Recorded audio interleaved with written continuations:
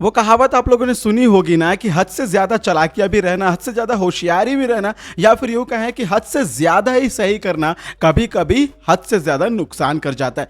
और सभी के केस में ऐसा ही हो रहा है। सभी को बार बार जिंदगी एक नई मौका देती है अपनी सारी गलतियों को सुधारने का। सभी को बार बार एक ऐसा मौका मिलता है जिसमें वो अपनी सारी खुशियों को समेट कर अपने पास सुरक्षित रख सकती है। लेकिन शायद सभी को अभी कुछ हालात समझ में नहीं आ रहे, या फिर वो सबका अच्छा करने के चक्कर में अपने ही पैर पर कुल्हाड़ी मार ले रही है। नमस्कार दोस्तों, आप सभी का स्वागत है टाइम्स ऑफ मीडिया में, जहां पर मैं वेणु कुमार आपके फेवरेट शो गुम है किसी के प्यार में जुड़े एक और अपडेट को लेकर आप सभी के सामने हाजिर हूं। जहां पर आज के एपिसोड में आशिका आकर सभी के सामने दो चार चुबड़ी चुबड़ी बातें कर लेती है। अपने चेहरे पर एक छोटा मोटा दाग लगा के आ जाती है, थोड़ा सा पॉलिश करके आ जाती है, ताकि सबको ये लगे कि हाँ, ये रो रो कर देखो इसका क्या हाल हो गया। जिसके बाद झूठी मूठी कहानी सुना देती है कि मेरे ऊपर क्या गुजर रही है, मैं सो रही थी इसीलिए मुझे नींद की दवाइयां दे दी गई थी, मुझे हर्ष ने इसलिए दे दिया था। ये वो दुनिया भर के बहाने बता देती है और बेचारी सभी आशिका के सारे बातों में फिर से बेवकूफ बन जाती है।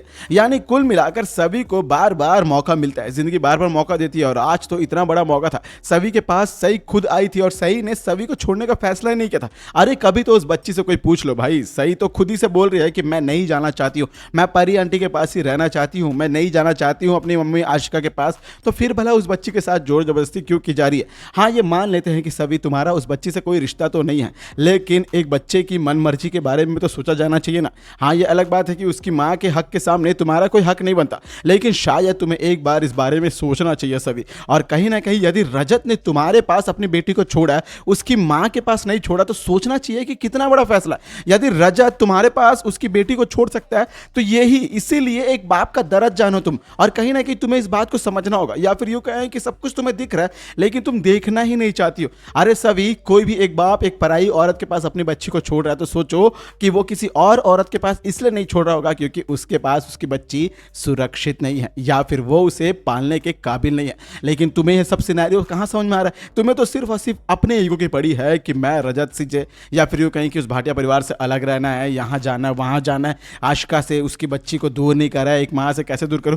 अरे दुनिया भर की बातें सोच सोच के तुम कहानी को इतना कॉम्प्लिकेटेड क्यों कर रही हो? सीधे और सिंपल तरीके से जाओगी तो तुम्हें इस बात को समझ आना जाएगा। और तुम्हें बहुत सिंपल सी बात है जो समझ में आ जाएगी कि यदि रजत तुम पे भरोसा कर सकता है, वो बच्ची तुम्हारे पास रहना चाहती है, तो तुम भला उससे उसकी बच्ची को वापस आशिका को क्यों दे रही हो? अरे एक बार तुम्हें रजत की मां की हालत तो देखो कि वो बेचारी का हालत क्या हो रहा है। लेकिन तुम्हें ये सब कुछ सिनेरियो कहां समझ में आ रहा है? इसीलिए शायद सभी ये तुम्हारे पास आखिरी मौका है। इसके बाद शायद ऐसा ना हो कि जिंदगी तुम्हें मौका ही ना दे और तुम जिंदगी भर पछताती रह जाओ, क्योंकि ऐसी गलतियां तुम पहले भी छोटी मोटी कर चुकी हो जिसका खामियाजा आज भी भुगत रही हो। तो अपने दिल की बातों को सुनो, अपने दिमाग की बातों को सुनो और वही करो जो तुम्हें सही लगता है, ना कि किसी और के बारे में सोच सोच कर अपने त्याग और बलिदान को देते रहो। क्योंकि ऐसा ही चलता रहा तो जिंदगी में शायद तुम कभी खुश रह नहीं पाओगे। और जिंदगी का एक ही मंत्र है, तुम्हें खुश रहना है तो तुम्हें अपने बारे में सोचना होगा, ना कि औरों के बारे में। तो दोस्तों, ये थी आपके फेवरेट शो गुम है किसी के प्यार में जुड़ी एक खास रिपोर्ट। आशा करता हूं आपको वीडियो अच्छी लगी होगी।